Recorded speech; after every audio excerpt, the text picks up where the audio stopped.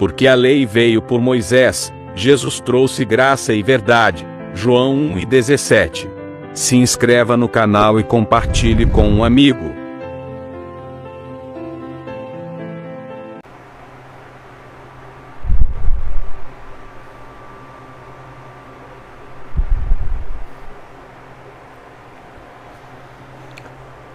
Olá família, graça e paz abençoados, graça e paz, graça eterna, sejam todos bem-vindos a mais uma reflexão da graça de Deus, tá bom?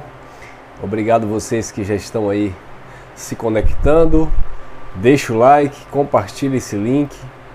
Se você ainda não é inscrito, se inscreva no nosso canal, tá bom? Eu quero falar sobre esse tema aqui, retrocedendo para a perdição. Voltando para a perdição. Esse conceito de perdição dentro da visão religiosa evangélica é de eternidade, né? Perdição eterna. Mas nós sabemos que o conceito bíblico de perdição é errar o alvo, é errar o caminho, é se perder na sua própria caminhada, é deixar de seguir, sabe, a luz, seguir o caminho, e no contexto o caminho que é Cristo. Então assim, muitas pessoas vivem falando sobre perdição, sobre salvação, mas não conseguem discernir bem o que isso significa. Outra coisa, não existe perdição espiritual, tá bom? Não existe perdição espiritual. Perdição espiritual dentro do contexto bíblico não existe. Ô irmão Elcio, e perdição eterna?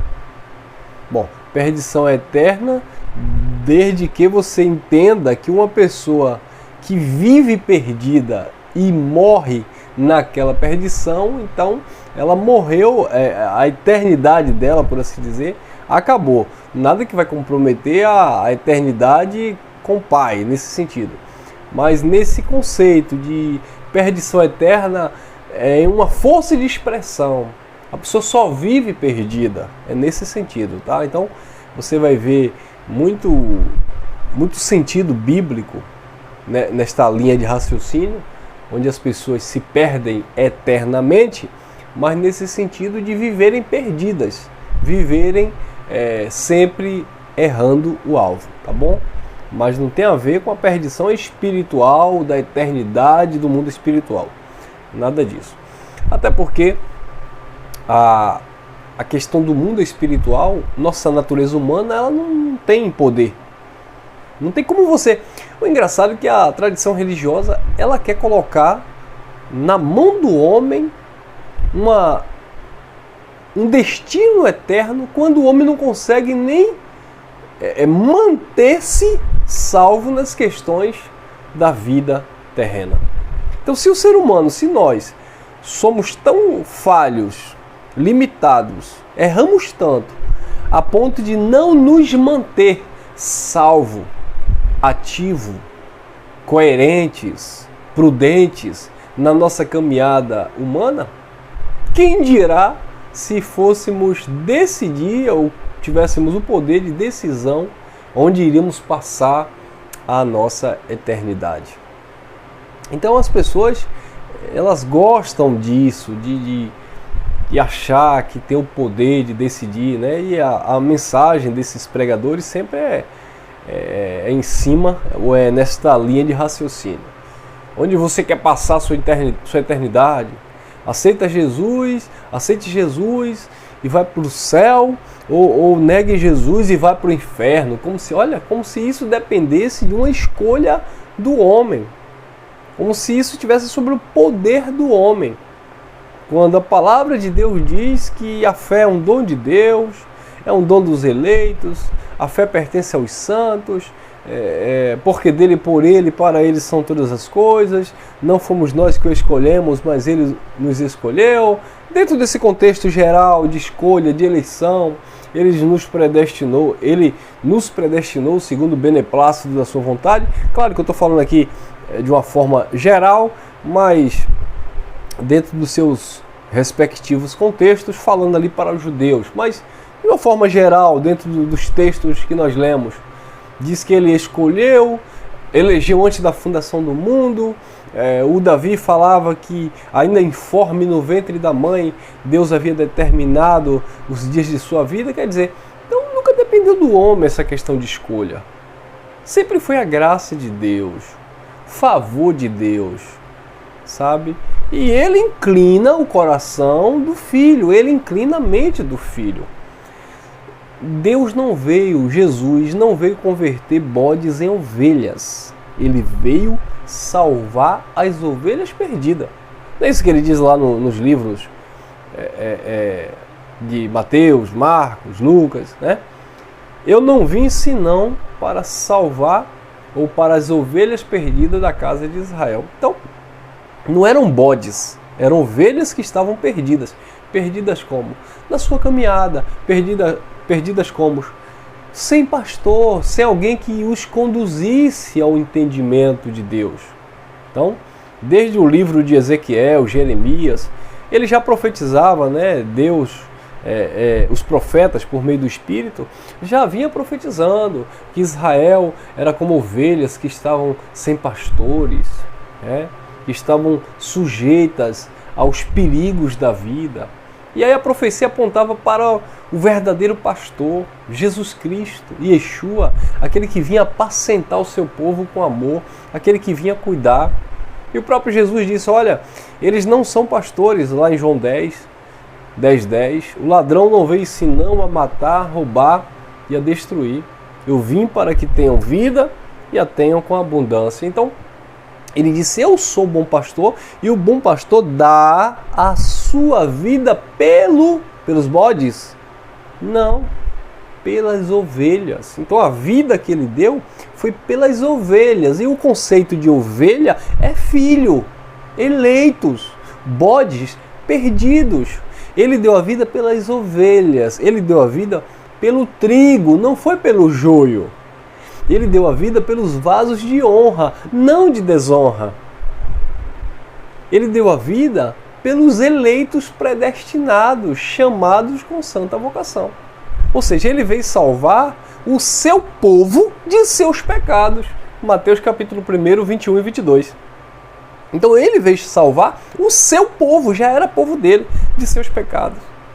Oséias 4, 6 diz assim, o meu povo está sendo destruído por falta do conhecimento. Era o seu povo que estava sendo destruído. Então, ele veio para salvar um povo que já era dele, de propriedade exclusiva dele, ou seja, já era filho dele.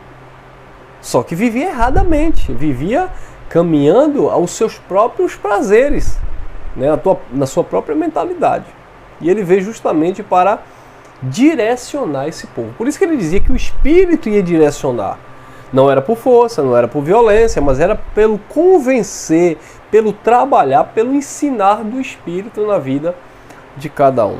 E ele mesmo testifica. Paulo disse aos Romanos 8,16, o mesmo Espírito testifica no nosso espírito que nós somos filhos de Deus. E aquele que recebe esta palavra, o Espírito se uniu ao Espírito de Deus.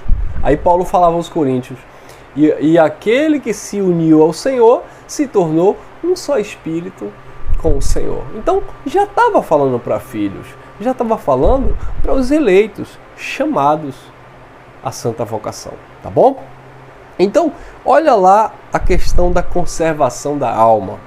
Hebreus capítulo 10, versículo 37 ao 39, diz assim,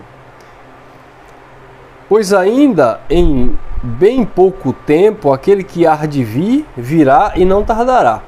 Aqui Paulo já estava falando da parousia, da vinda do Senhor sobre as nuvens, do julgamento sobre a casa de Israel, que a igreja está esperando até hoje. Então o apóstolo já dizia, pois aquele que há de vir, em pouco tempo virá, não tardará, não vai tardar, porque Paulo sabia que ele iria se manifestar naquela geração. Aí ele diz assim, mas o meu justo viverá da fé, nessa expectativa, nessa esperança. Se ele recuar, retroceder, voltar para a perdição, a minha alma não tem prazer nele. Agora olha o 39. Disse Paulo, nós, porém, não somos daqueles que recuam para a perdição, mas daqueles que creem para a conservação da alma. Esse recuar aqui não é ir para o inferno, não é se perder eternamente. Esse recuar aqui era deixar de crer naquela palavra que estava sendo ministrada por Paulo. Esse recuar era deixar de viver a comunhão no sangue de Cristo. Esse recuar que Paulo se refere, que aqueles que se recuavam iriam perder a alma, eram aqueles que iriam voltar a errar o alvo, a errar o caminho, ou seja, retroceder para o judaísmo, para as cerimônias, para os sacrifícios, para as obras mortas. E Paulo disse não, o que há de vir virá, não tardará, e o justo viverá pela fé. Agora, se ele recuar, a minha alma, a alma de Deus, não tem prazer nele. E aí ele disse, nós, porém, não somos daqueles que retrocedem para a perdição, mas daqueles que avançam, que creem para a conservação da alma. Esse texto não tem nada a ver com alma depois da morte. Esse texto não tem nada a ver com salvação eterna da alma, nada a ver. Esse texto se refere a uma salvação na mente, pela renovação, conservação da alma, sabe? Esse texto tem a ver com a vida no reino de Deus, que não é comida, não é bebida, mas é paz, justiça e alegria no Espírito Santo. Esse texto tinha a ver com a esperança daquele povo que esperava ali, desculpa a redundância, a manifestação do Filho de Deus. Esse texto tem a ver com a expectativa daquele povo que estava ali aguardando o dia do Senhor, o julgamento, o juízo sobre a casa de Israel. E aquele povo estava perseverando como aquelas virgens prudentes da parábola de Mateus 25.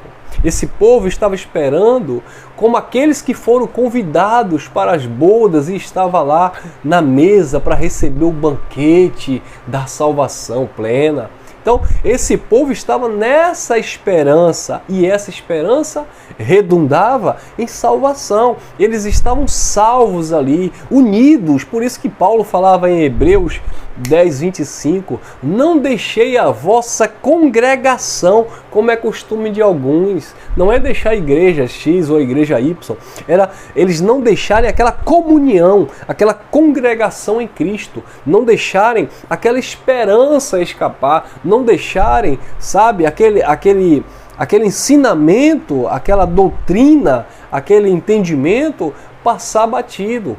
Era para eles ficarem naquela expectativa.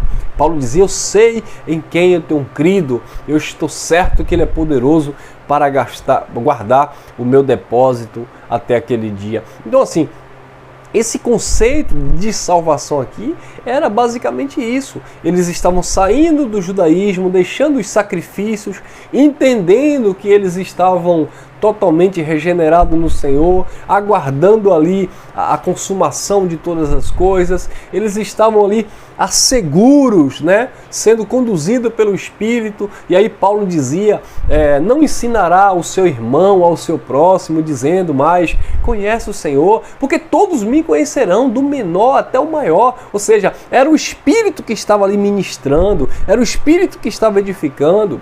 E Paulo só estava ali transmitindo aquela mensagem que vinha da parte de Deus. Deus não tem prazer nos sacrifícios, nas oblações para a remissão de pecado. Por quê? Porque o preço já tinha sido pago. Ele já tinha efetuado uma eterna redenção na cruz e os pactos estavam se cruzando para de fato chegar à consumação de todas as coisas. Mas infelizmente, alguns, me parece, dentro do contexto, que estavam retrocedendo, desanimados. E assim acontece nos dias de hoje, claro, sobre outra perspectiva, de muitos que receberam a palavra da graça, se alegraram, mas hoje estão desanimados, estão confusos, se perderam.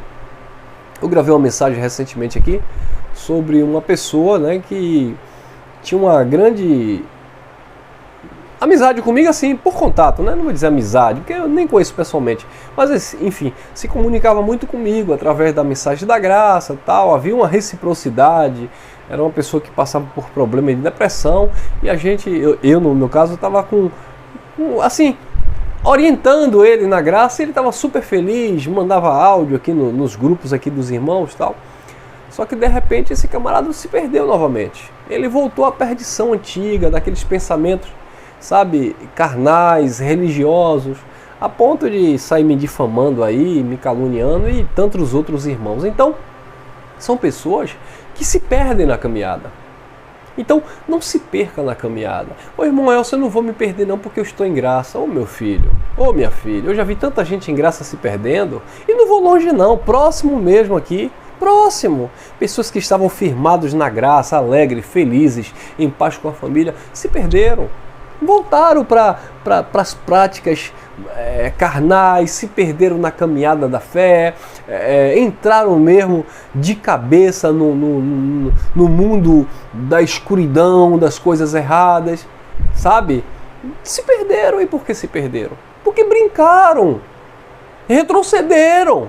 E quando você retrocede desse entendimento, a alma do Pai não tem prazer em você. Imagine que você conhece o Evangelho da Graça, você acompanha aqui as mensagens, você está feliz, satisfeito, alegre, livre, leve e solto. De repente você começa a praticar coisa indecente, você começa a fazer aquilo que é errado. Você sabe, a tua consciência pesa, Deus não se agrada disso. Você não consegue dormir direito, você tem consciência porque você conhece a verdade. A verdade te libertou de todo engano religioso, de toda doutrinação pastoral religiosa humana. A verdade te libertou de todos esses conceitos religiosos, e aí de repente você trai essa confiança, você trai, sabe, essa liberdade, você retrocede, a tua alma se perde. E agora não há mais lugar de arrependimento, porque uma vez que você saiu, como diz o sistema, do mundão, da perdição e foi para a igreja do sistema, você ficou lá detido, preso pelas doutrinações pastorais. A graça foi e te libertou das garras dos homens. Você viveu uma liberdade em Cristo, ou está vivendo. De repente você se perde nessa liberdade. Você vai para onde? Me diga aí. Você vai para onde? Fazer como Pedro. Para quem iremos agora? Só o Senhor tem palavra de vida eterna. Acabou, irmão. Não tem para onde ir. Essa semana eu estava conversando com a minha esposa, que um irmão que acompanhava muito a mensagem da graça, pregava a graça, por sinal, nas redes sociais. E ele era, né, uma pessoa que vinha se dedicando à mensagem da graça, pregando e tal. De repente esse camarada abandonou o Evangelho da Graça e voltou para o sistema religioso, para debaixo das doutrinas pastorais. Hoje ele é lá chamado de pastor. E aí os irmãos em graça começaram a bater nele. Ah, você retrocedeu, você estava na graça e aí você voltou para o sistema. E aí minha esposa disse que estava assistindo um vídeo dele, um breve testemunho, e ele estava se explicando. Ele disse, olha, eu abandonei o Evangelho, eu abandonei a igreja, eu abandonei a verdadeira graça, segundo ele. Porque eu comecei a me envolver com o conhecimento que me passaram acerca da graça, mas depois eu comecei a perceber, ele dizendo, nas palavras dele, um desequilíbrio das pessoas. As pessoas estavam falando da graça, falando que Jesus voltou, falando que não há pecado, falando que não há condenação, mas ele começou a perceber as pessoas se perdendo na caminhada. E eu consigo entender esse irmão. Ele foi fraco porque ele não conseguiu se permanecer firme em Cristo sem depender do homem. Aí ele voltou para o sistema religioso, voltou para o sistema legalista e hoje está pregando ceia, batismo, Jesus ainda vai voltar. Mas no fundo, ele já conhece todos esses temas. Mas ele não permaneceu porque, segundo ele, os maus exemplos, os maus testemunhos e a carnalidade de muitos que se dizem estar em graça o decepcionou. E ele disse que para não se tornar um ateu ou viver na carnalidade, foi o que deu a entender, ele voltou para o sistema religioso e hoje está lá, fazendo oração da meia-noite, oração de não sei das quantas. Eu, Elcio, particularmente, jamais faria isso. A graça de Deus, ela me conquistou a ponto de que se só existisse essa revelação na minha vida, se ninguém aí de vocês aceitasse essa graça, se ninguém pregasse essa graça, se esta palavra da graça fosse revelada apenas à minha pessoa e ninguém mais aceitasse, eu ficava com esta graça, eu ficava com esta palavra. Porque eu sei, eu tenho convicção. Agora, infelizmente, muitas pessoas, ao invés de se posicionarem em Cristo, abraçar essa mensagem que salvou você de todo engano e de toda escravidão religiosa, algumas pessoas ficam na dependência do outro. Eu vou olhar para o fulano, se o fulano cair da graça, ou eu vou cair com ele, ou eu vou fugir desta graça, porque esta graça não é confiável. A questão não é que a graça é confiável. Você que não é de confiança. Você que não confiou. E por você não confiar nesta graça, você retrocedeu para o sistema, você retrocedeu para viver as obras da carne, porque você não teve caráter, você não teve coragem para passar por cima de todos e de todos, independentemente, passar por cima, modo de falar, sabe? E permanecer fiel a esta palavra. Então, infelizmente, eu não critico, porque cada um tem a sua estrutura, mas infelizmente, muitas pessoas, ao invés de ficar firme na graça, ao invés de falarem da graça de Deus, essas pessoas preferem retroceder para o sistema. Por quê? Por causa de uma carência emocional, por causa de uma amizade, por causa de um mau exemplo, por causa disso e por causa daquilo outro. Eu converso sempre com minha esposa de muitas pessoas que conhecem a graça, ao invés de passar esta graça adiante, falar sobre esta graça, pregar esta palavra, não. As pessoas preferem se associar a um sistema religioso. E volto a repetir, nós entendemos, porque cada um tem a sua estrutura, cada um tem a sua carência, e nem todos têm esta vocação, esta graça, esta ousadia de peitar o sistema religioso e continuar tocando a trombeta desta palavra. Então, acha melhor se associar, porque tem pessoas que não nasceram para liderar, puxar a fila, tomar a frente. Existem pessoas que nasceram para serem lideradas e, infelizmente, caem nas mãos de líderes corruptos de entendimento e desviado totalmente das verdades da graça de Deus.